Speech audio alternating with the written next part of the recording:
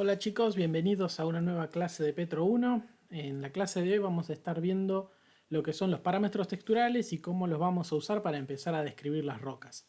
Así que si les parece, vamos con eso. Las últimas dos clases estuvimos viendo cómo el enfriamiento y cristalización de un magma para dar lugar a una roca ígnea era un proceso que podíamos estudiar desde dos caminos.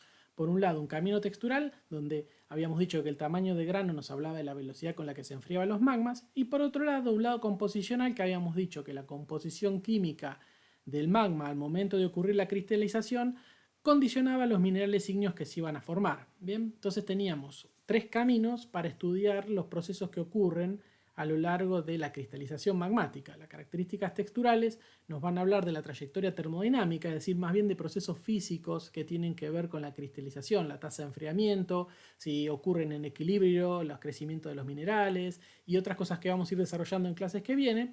Y por otro lado, la composición, ya sea mineralógica o geoquímica, nos permitía en cierta manera tratar de entender la diferenciación magmática y los procesos de diferenciación y variabilización de las composiciones de los magmas. Un buen ejemplo de esto era, por ejemplo, cuando hacíamos el diagrama TAS y veíamos que había una correlación bastante buena entre los elementos químicos del TAS, sodio, potasio y sílice, podíamos intentar aproximar si las rocas eran comagmáticas o no. Obviamente también lo teníamos que chequear haciendo diagramas Harker.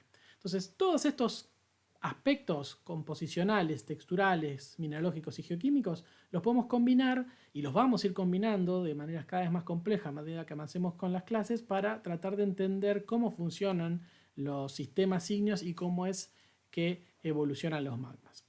Entonces, dejando por ahora de lado un poco la geoquímica, vamos a volver a esta versión simplificada de nuestro flujo de trabajo, donde habíamos dicho que para clasificar una roca teníamos que entender las texturas y a su vez entender y observar y describir la mineralogía. Bien, y con eso llegamos a la clasificación.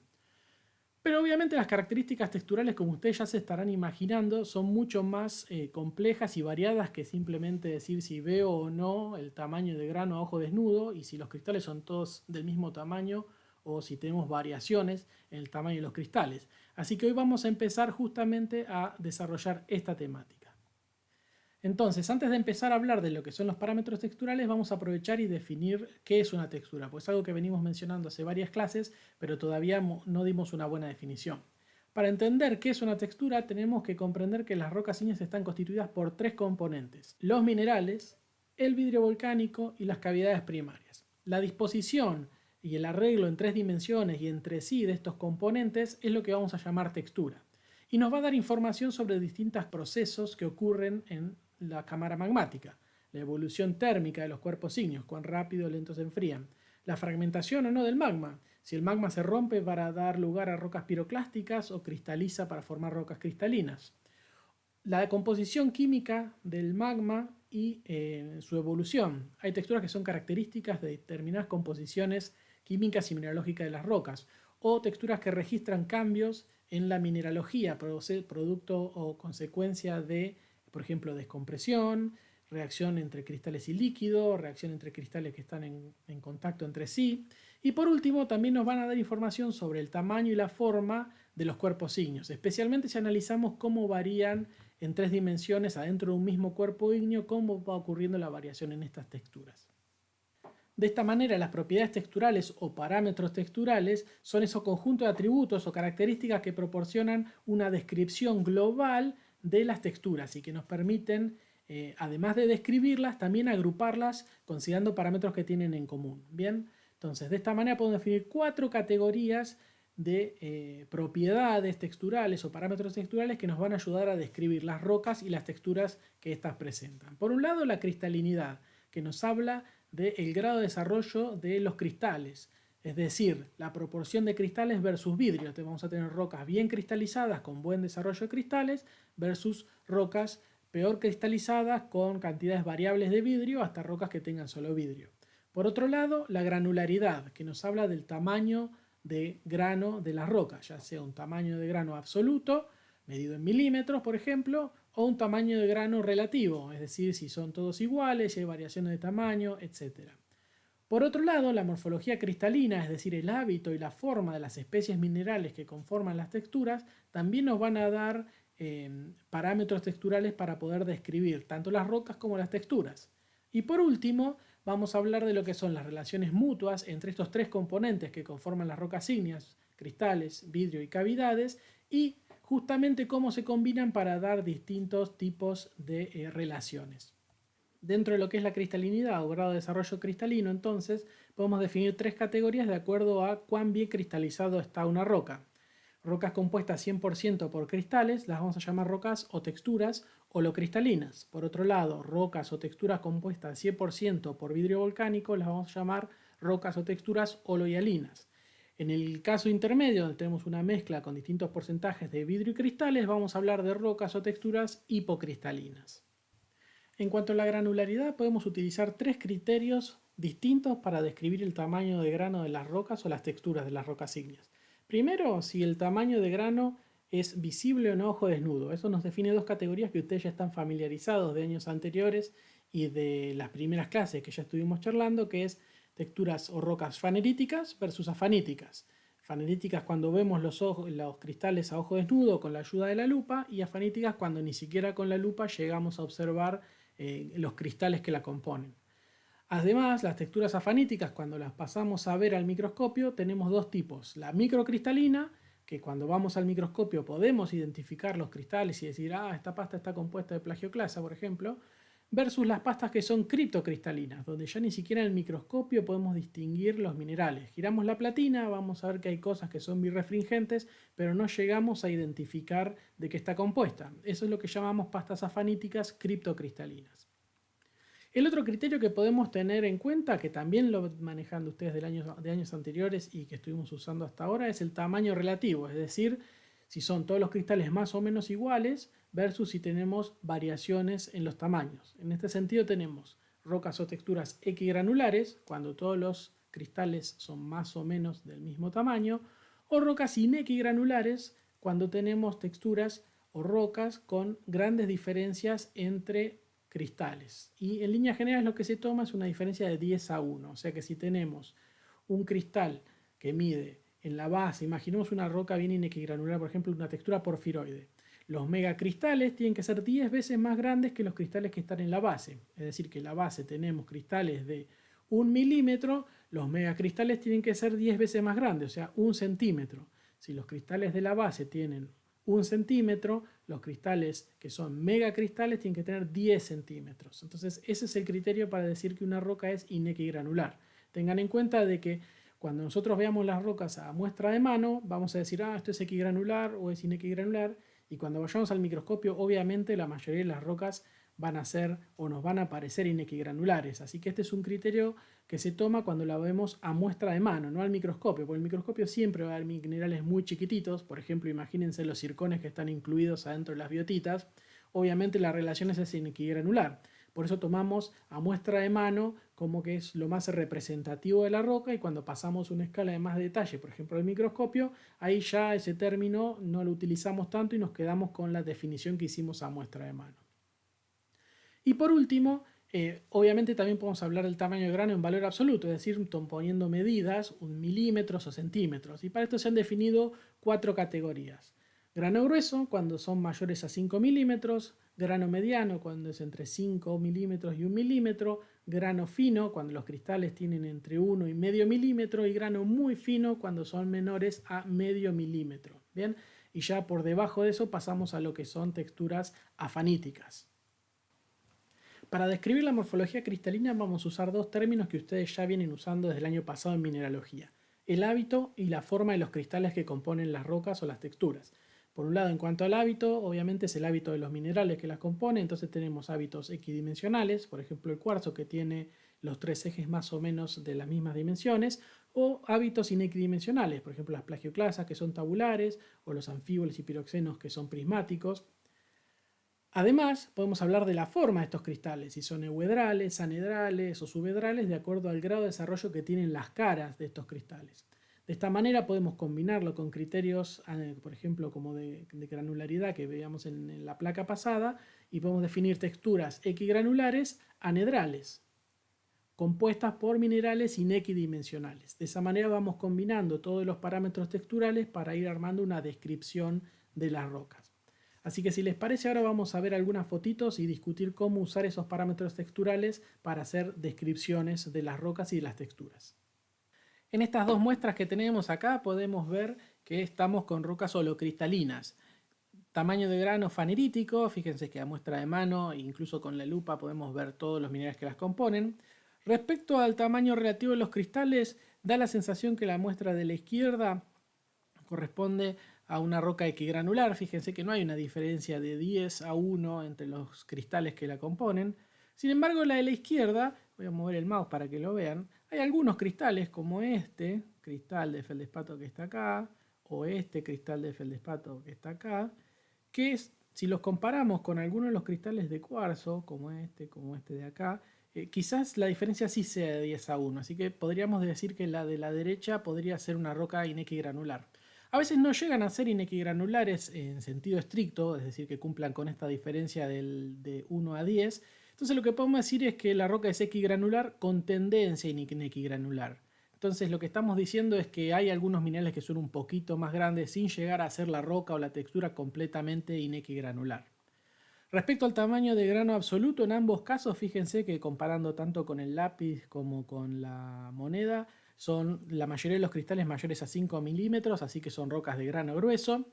Y por último, con respecto a la morfología cristalina, si se fijan, por ejemplo, en este cristal de feldespato alcalino, que se ve que justo está brillando porque le da el sol, se ve que está bastante bien formado, pero después las plagioclasas o los cuarzos y los máficos que se ven son bastante anedrales, se acomodan a los cristales que tienen alrededor. Entonces esta podríamos decir que es una roca de textura subedral, ¿bien? O sea, una textura inequigranular, holocristalina, subedral.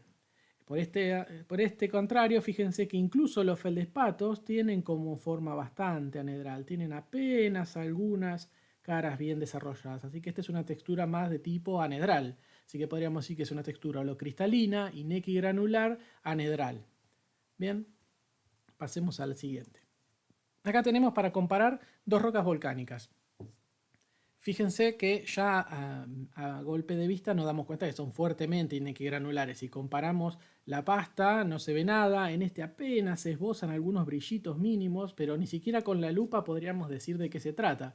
Así que esto es lo que consideramos como afaníticos, la parte afanítica de la roca volcánica, lábica en este caso. Mientras que los fenocristales son faneríticos. Entonces las rocas volcánicas, las lavas, tienen dos partes. Una parte que es afanítica, que es la pasta, y una parte que es fanerítica, que son los fenocristales. Y en líneas generales, a menos que sea completamente afanítica, es decir, que esté hecha solo de pasta, la roca va a ser inequigranular. Respecto a la cristalinidad, acá tenemos un problema que en líneas generales a muestra de mano no sabemos qué hay en la pasta, entonces no podemos decir si tiene o no tiene vidrio volcánico. Con lo cual la cristalinidad es un criterio que a muestra de mano no podemos aplicar. Sí o sí necesitamos ir al microscopio y chequear que haya vidrio, recuerden que es isótropo, y ahí recién podemos decir si la roca es solo cristalina o holohialina. Lo único que si la roca es solo cristalina o hipocristalina. Lo único que estamos 100% seguros es que no es holohialina, porque no es 100% vidrio. ¿Por qué? Porque vemos fenocristales. Y pasta, en este caso vemos que hay algunos minerales, incluso a muestra de mano. No los podemos reconocer porque son afaníticos, pero bueno. En cuanto al tamaño de grano, podemos ver que los fenocristales son de grano grueso, la pasta es de grano muy fino, es decir, afanítica. Y acá, si bien no tenemos escala, digamos que este cristal de feldespato alcalino o este cristal de cuarzo que tenemos acá tienen medio centímetro, con lo cual estamos ahí en el límite entre el grano medio y el grano fino. Y por último, como ejemplo, tenemos esta muestra, que acá esto obviamente es una roca holohialina, fíjense que es un fragmento de obsidiana, vidrio volcánico, no se le ven cristales de ningún tipo, lo único que se ve es ese color gris oscuro del vidrio volcánico. Y acá no hay mucho que podamos decir. Cuando tenemos vidrio volcánico, el concepto de granularidad tampoco lo podemos aplicar porque tenemos que tener cristales. Incluso en el caso anterior, si tuviéramos vidrio volcánico, ya no podríamos decir que es equigranular porque tenemos un componente adicional que es vidrio volcánico que no tiene ordenamiento cristalino. Con lo cual no podríamos hablar de cristalinidad, de granularidad. ¿Qué tamaño de grano le asignamos a algo que es amorfo y rellena espacios entre los cristales? Lo mismo pasa acá, no podemos hablar de granularidad, no es ni fanerítico ni afanítico, es vítreo. ¿Se entiende? Acá también podemos ver que desde el punto de vista de la morfología cristalina, la muestra de la izquierda, los fenocristales están bien desarrollados, es decir, son neuedrales, mientras que en la muestra de la derecha los fenocristales son tirando de subedrales a anedrales. El cuarzo es claramente anedral, el feldespato alcalino es subedral, tiene algunas caras, como estas que están acá, pero después hay muchos que son completamente anedrales, con lo cual los fenocristales en este caso son anedrales. Algo interesante también para destacar es que el concepto de equigranular e inequigranular depende, como ya lo mencionamos, de la escala de observación. Cuando nosotros veamos rocas plutónicas a muestra de mano, va a ser muy fácil decir si es equigranular o inequigranular. Pero cuando vayamos al microscopio nos va a pasar que vamos a notar que todo es inequigranular, porque va a haber cristales desde muy chiquititos hasta muy grandes en el campo de visión del microscopio. Por eso es un criterio que usamos principalmente a muestra de mano. En las rocas volcánicas suele pasar lo contrario. Cuando las vemos a muestra de mano, decimos, bueno, estas rocas, las dos que vemos en estas fotos, es claramente inequigranular. Ahora, si nosotros hiciéramos un zoom en la pasta volcánica y nos olvidásemos o pusiéramos el campo centrado en la pasta sin ver ningún fenocristal, las pastas volcánicas en sí mismas en general suelen ser muy equigranulares. Entonces tenemos como que la textura general de la roca es inequigranular, pero la textura de detalle de la pasta volcánica es equigranular en ambos casos. Entonces es algo para tener en cuenta que el concepto de equigranular y inequigranular depende de la escala de observación y que vamos a preferir definirlo a muestra de mano. Y por último, que no lo mencionamos hasta ahora, cuando hablamos de parámetros texturales tenemos que describir también las relaciones mutuas entre los tres componentes de las rocas ígneas, el vidrio, los cristales y las cavidades primarias. Para esto, cuando veamos distintas relaciones entre estos tres componentes, tenemos que intentar describirlas e incorporarlas en la descripción de la roca o de la textura que estamos viendo. Para esto vamos a tener en cuenta orientación de cristales, por ejemplo, fíjense la muestra de la izquierda, los cristales de plagioclase están bastante orientados, eso es algo que habría que incluir en la descripción de la muestra y de la textura. Intercrecimiento de cristales, ustedes saben que cuando los cristales se forman a partir de un fundido, crecen y compiten por el espacio y muchas veces esos cristales anedrales que vemos en las rocas plutónicas tienen bordes aserrados entre sí que están marcando intercrecimiento, o sea que crecieron juntos compitiendo por el espacio. Después, relaciones de sobrecrecimiento, cuando determinado mineral cristaliza rodeando o envolviendo total o parcialmente a otra fase mineral. En el caso de que haya vidrio, la cantidad de vidrio, no simplemente decir si es solo cristalina, hipocristalina, sino el porcentaje de vidrio también es importante de tener en cuenta.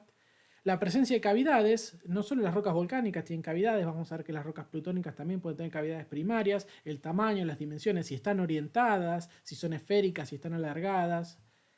La presencia de clastos, en el caso que tengamos rocas volcánicas, piroclásticas va a ser muy importante, y cualquier otro rasgo que nos llame la atención o que nos parezca relevante de describir a la hora de estar discutiendo o describiendo rocas o texturas. Bien, entonces ahora que ya sabemos cómo describir los parámetros texturales y las texturas generales de las rocas ígneas y las podemos identificar en muestra de mano por lo menos, vamos a empezar a indagar en lo que es la génesis de las texturas. Vamos a empezar con el ejemplo más clásico que ya veníamos charlando, que es el enfriamiento, como una introducción a los procesos que ocurren en la cristalización y que determinan la textura. Y que en líneas generales son los que van a controlar principalmente el tamaño de grano de la textura, es decir, la cristalinidad y la granularidad. Después, con el correr de las clases que vienen, vamos a ir explorando otros procesos que también condicionan las texturas de las rocas ígneas, pero vamos a comenzar por estos, que son los más sencillos.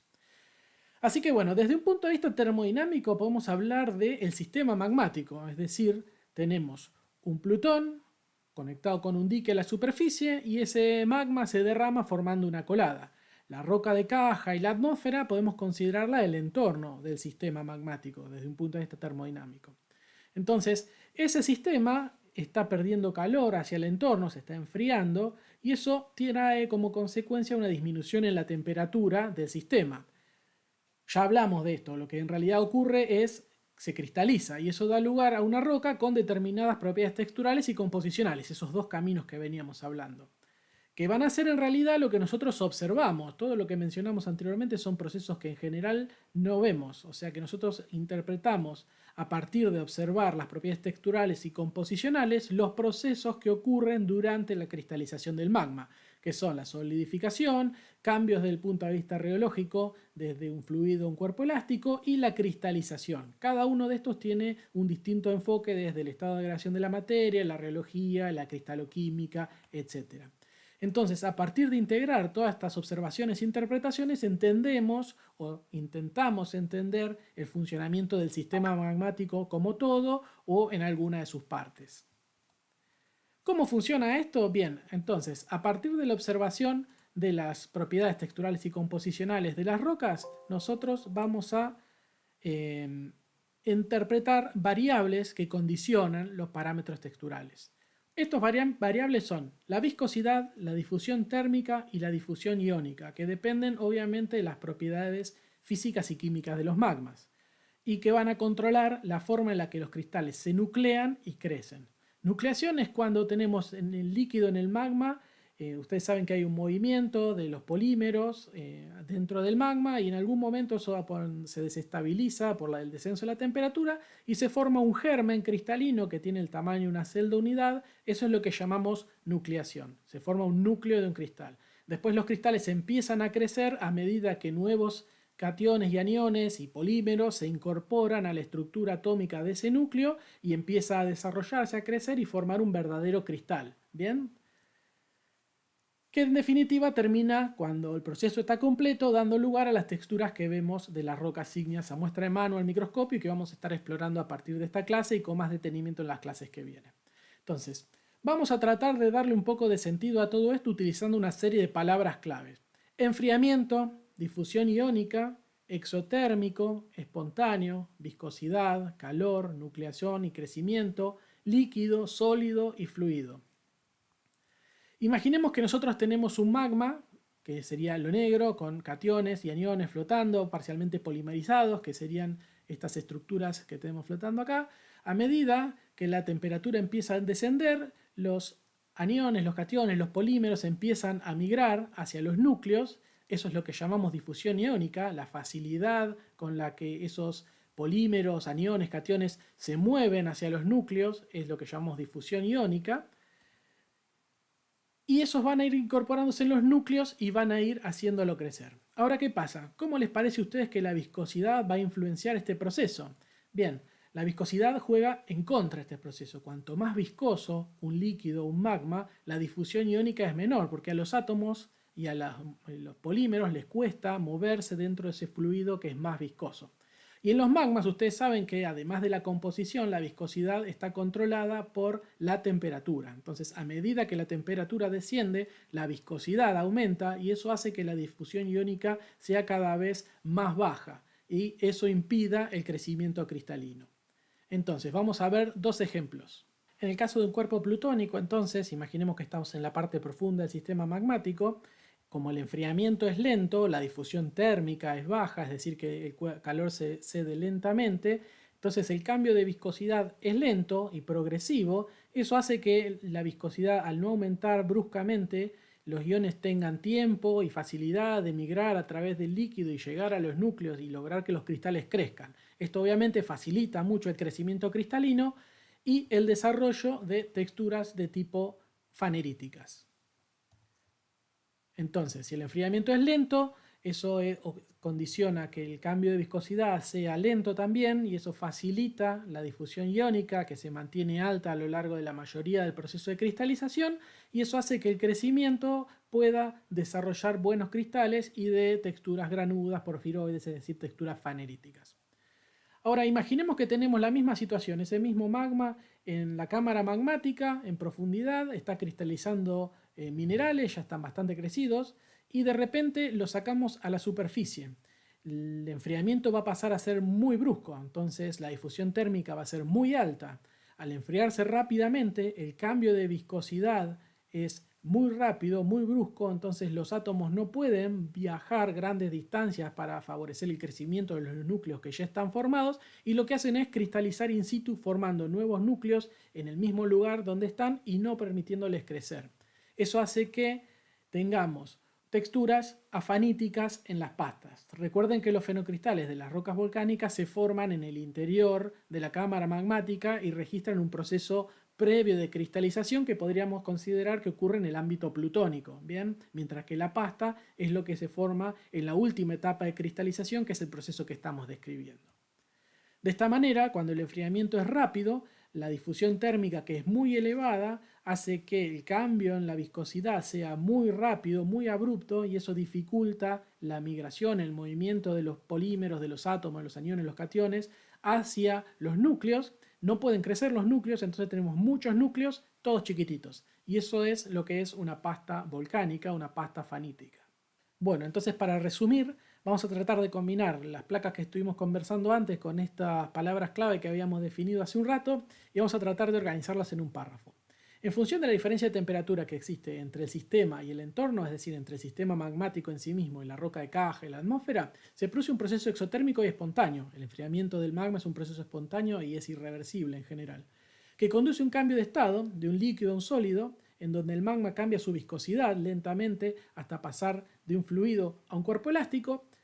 Y si el enfriamiento es muy rápido, aumenta abruptamente la viscosidad, se limita cada vez más la difusión iónica y eso trae aparejado que la capacidad de los cristales de nuclearse y crecer se vea muy limitada. Bien, entonces fíjense cómo en realidad no es tan sencillo como se enfría lento, grano grueso, sino que el enfriamiento condiciona la variación de la viscosidad condiciona la difusión iónica de los magmas y la difusión iónica condiciona la tasa de crecimiento y de nucleación de los minerales. Ahora que ya entendemos cómo funciona el crecimiento y la nucleación de los cristales y los factores que la condicionan, vamos a ver cómo funcionan a la hora de generar distintos tipos de texturas para las rocas ígneas. Y vamos a verlo con tres casos: una roca oloialina, una pasta fanítica y una roca granuda fanerítica. ¿Bien? Y para esto vamos a analizar cómo la velocidad o la tasa de crecimiento se compara con la tasa o velocidad de la nucleación a medida que un magma se enfría y cristaliza. Empecemos con el ejemplo de la roca plutónica. En este eje tenemos la variación de la temperatura, es decir, la tasa de enfriamiento. Esta temperatura, que es representada por esta línea vertical, es el líquido del sistema, por arriba del cual únicamente tenemos magma, y por debajo de esta línea, de acuerdo a la tasa de enfriamiento, es decir, cuán bruscamente enfriemos o no el magma, van a empezar a formarse los cristales. Entonces, bajo condiciones de enfriamiento lento, que es una tasa de enfriamiento, digamos, por acá, fíjense cómo la tasa de nucleación es inferior a la tasa de crecimiento. ¿Por qué ocurre esto? Bueno, porque la viscosidad, como el enfriamiento es lento, aumenta progresivamente de manera lenta y la difusión iónica se mantiene relativamente alta a lo largo de toda la cristalización. Eso hace que los núcleos que se forman tengan disponibilidad de átomos para crecer y el crecimiento sea en líneas generales mayor a la tasa de nucleación. Eso va a condicionar la formación de una roca plutónica con textura fanerítica, en este caso un granito con textura granuda. En el caso de una roca volcánica, el enfriamiento va a ser mucho más rápido. Fíjense, la tasa de enfriamiento ahora es más elevada que el caso anterior y fíjense cómo la nucleación es muy elevada, pero el crecimiento está súper limitado. ¿Qué pasa acá? Al enfriarse bruscamente, la viscosidad aumenta mucho, muy rápido y eso dificulta la difusión iónica. Los átomos no pueden viajar grandes distancias para hacer crecer a los núcleos que ya están formados y entonces es más fácil formar nuevos núcleos que hacer crecerlos. Esto condiciona la formación de una pasta afanítica, en este caso la pasta de una riolita con textura porfírica. Por último, imaginemos el caso extremo donde la tasa de enfriamiento es máxima, imaginemos que está por acá. Fíjense cómo tanto la nucleación como el crecimiento están completamente inhibidos en este punto. No hay formación ni de núcleos ni de cristales, pero el magma aún así se tiene que solidificar. La viscosidad es tan brusca, el aumento, que no se pueden mover los átomos ni siquiera para formar núcleos. Eso hace que la tasa de nucleación sea muy baja, anula, y la tasa de crecimiento obviamente también sea muy baja, anula. Y por último, condiciona la formación de un vidrio volcánico, es decir, una riolita vítrea o con textura oloialina. Entonces fíjense cómo distintas condiciones de tasa de enfriamiento condicionan la viscosidad, la difusión iónica y eso controla la tasa de crecimiento y nucleación de los cristales y cómo a partir de un mismo magma, variando la tasa de enfriamiento, podemos obtener texturas completamente distintas. Fíjense que no en vano comparamos un granito fanerítico, una riolita con pasta fanítica y una riolita vítrea. Es el mismo magma cristalizando bajo diferentes condiciones y cómo las variaciones en las propiedades físicas durante la cristalización condicionan de esta manera la textura. Así que vamos a ver ahora, para cerrar, cómo vamos a desarrollar el trabajo práctico de hoy. Para el práctico de hoy vamos a seguir trabajando con material similar al que usamos para las clases anteriores. Vamos a utilizar ilustraciones de texturas, vamos a usar fotos de texturas al microscopio a muestra de mano y además vamos a incorporar videos filmados al microscopio. Sí, hoy arrancamos a usar el microscopio, como se puede dar las circunstancias, con la cual, combinando estas tres cosas, van a tener que determinar atributos texturales en los distintos tipos de muestras, ya sean ilustraciones, fotos o videos. La idea es que traten de ver los distintos atributos como cristalinidad, granularidad, morfología cristalina. Presten atención si ven algún otro parámetro como orientación de cristales, relaciones de inter o de sobrecrecimiento entre cristales, si hay cavidades, si hay vidrio. Bien, para esto obviamente van a tener que quizás refrescar un poquito algunos de los conceptos de mineralogía óptica, porque sobre todo en los videos la idea además es que clasifiquen y estimen porcentajes, bien, para lo cual van a tener que recurrir a las propiedades ópticas de los distintos minerales para poder estimar los porcentajes en función de las estimaciones que ustedes hagan, bien. Para eso recuerden usar las mismas cartillas que están en la guía de trabajos prácticos y utilizar el diagrama QAPF. Ahora sí, sobre todo en las rocas volcánicas que van a tener los videos, van a poder ver lo que está compuesta la pasta, así que recuerden de que si utilizan lo que hay en la pasta no hay que poner el prefijo feno. El prefijo feno, como fenoandesita, lo usamos solamente cuando usamos fenocristales, es decir, a muestra de mano. Al microscopio, a menos que la pasta sea fanítica, criptocristalina o que tengamos mucho porcentaje de vidrio, vamos a poder decir es una andesita, porque vamos a poder analizar la composición de la pasta con detalle. También a partir de la semana que viene lo que vamos a empezar es a incorporar reuniones en vivo a través de alguna plataforma, ya sea Jitsi, Google Meet, Zoom, todavía estamos definiendo a ver cuál es la que anda mejor. Y vamos a empezar a transmitir en vivo el microscopio para poder discutir con ustedes distintas muestras. La idea es hacer juntadas una vez por semana para revisar conceptos de la semana anterior. Entonces la semana que viene nos vamos a juntar una hora y media, no creo que sea mucho más largo que eso. Voy a conectar el microscopio que tengo acá a internet y vamos a ir viendo distintos cortes. Vamos a arrancar con los 3 cortes que van a tener video ustedes, a repasar qué características tienen, qué parámetros texturales, y después si tenemos tiempo y ganas podemos ir discutiendo algunos otros cortes como para ir metiéndonos con el microscopio, que hasta que podamos volver a la facultad vamos a tener que manejarnos así, con fotos, videos y material en vivo como para poder complementar la parte de microscopía. Así que bueno, arranquen a repasar porque la semana que viene vamos a empezar fuerte con todo lo que es texturas de rocas plutónicas. Para esto les recomiendo que refresquen los contenidos de clasificación, especialmente QAPF. Repasen en la guía de trabajos prácticos, hay una punta al respecto. Y si quieren pueden empezar a leer, adelantarse a leer un poquito de parámetros texturales de la guía y obviamente la parte de texturas de rocas plutónicas, que es lo que vamos a trabajar la semana que viene. Así que bueno, revisen en la tarea, van a tener junto el trabajo práctico, los links a los videos que van a estar subidos en YouTube, cosa que tengan problemas de espacio para verlos y cualquier cosa nos consultan. Así que bueno, gracias por escuchar, nos vemos la próxima.